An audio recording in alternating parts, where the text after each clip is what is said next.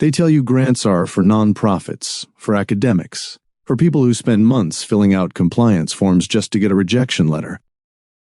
But run the actual ledger, and you'll realize grants aren't charity. They're unearned capital deployment, and unearned capital compounds faster than earned labor.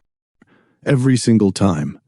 My name is Manuel, and I spend way too much time running forensic audits on the invisible equations that keep high earners and everyday workers trapped in salary architectures they never agreed to. If you've ever felt like your paycheck is a treadmill that only speeds up, hit that subscribe button. Because today, we're not talking about side hustles. We're not chasing crypto or dropshipping. We're dismantling the earned income illusion, and we're going to prove exactly how strategic grant deployment, when mapped, applied, and executed correctly, can legally replace your 9-to-5 without signing a single loan document. Let's begin with the cultural script. We're taught that capital requires debt, that if you want to start a business, build an asset, or escape employment, you take out a loan, you leverage credit, you bleed interest, you risk your personal balance sheet. But there's a parallel capital stack most people never map. It's not a loan. It's an allocation. Federal innovation grants, state economic development funds, workforce training allocations, minority and women-owned business initiatives, local community revitalization pools, corporate social responsibility grants, industry-specific research and deployment funds. They exist. They're funded. They're actively looking for deployers. And the system doesn't want you to know that. Because the moment you treat grants as strategic capital, you step outside the debt extraction loop. Let's run the story. Let's call them Julian and Maya. Both earn $62,000 a year. Both work 50-hour weeks. Both live in the same metro area. Both want financial independence. Julian treats his salary as the only path forward. He budgets. He saves.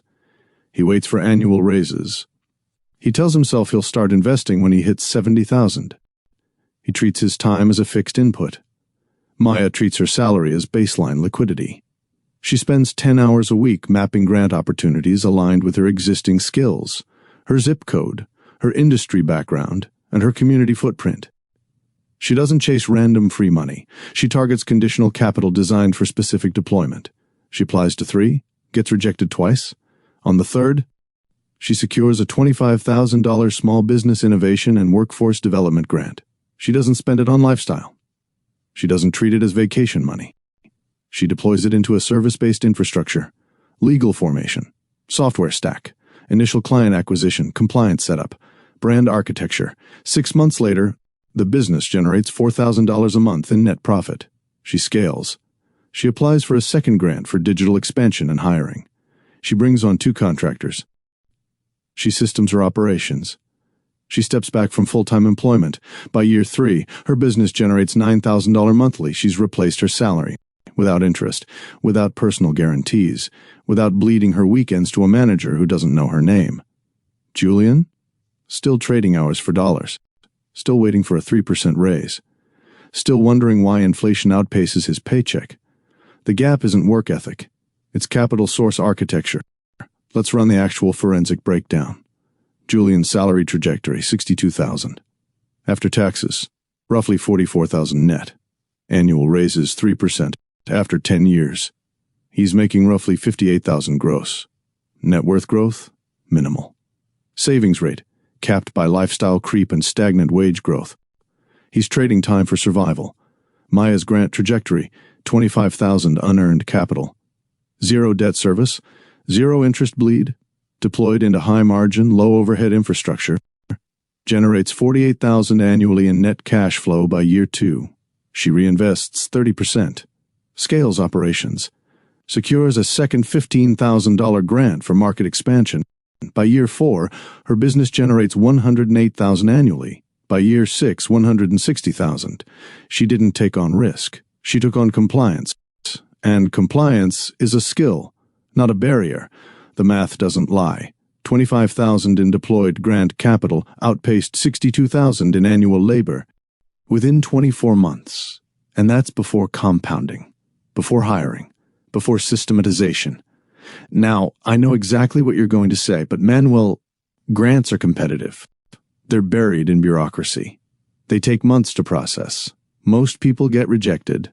And you're absolutely right, the system doesn't make them inaccessible, it makes them opaque. Let's name the shadow architecture, the earned income extraction loop. Employers profit from your time. Banks profit from your interest. Credit card networks profit from your consumption. But grants? They're funded by public allocation, by innovation mandates, by economic development targets, by corporate diversity and community investment requirements. They're designed to be deployed, not hoarded. And the moment you treat them as strategic capital, not lottery tickets, the math shifts entirely. Most people fail because they apply randomly. They don't align their positioning with the grant's mandate. They don't build compliance architecture. They don't track reporting requirements. They don't treat deployment as a business function.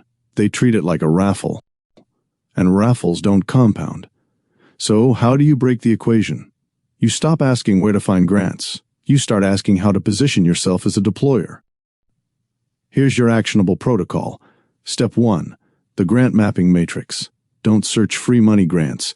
Search by mandate, economic development, workforce training, minority and women-owned business initiatives, technology commercialization, rural revitalization, green energy deployment, digital infrastructure. Map your zip code, your industry background, your demographic classification, your business structure. Grants aren't random, they're targeted. Align your profile with the funding source's public mandate. Use official databases, state economic development portals, federal grant repositories, industry association directories. Build a tracking spreadsheet, deadline, mandate, match rate, compliance requirements, deployment timeline. Treat it like a capital pipeline, not a wish list. Step 2. The positioning architecture.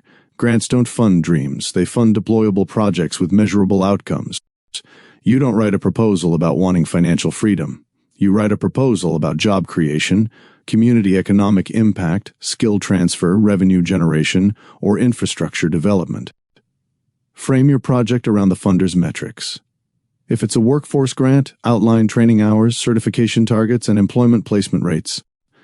If it's a business innovation grant, outline product development milestones, market validation, and revenue projections.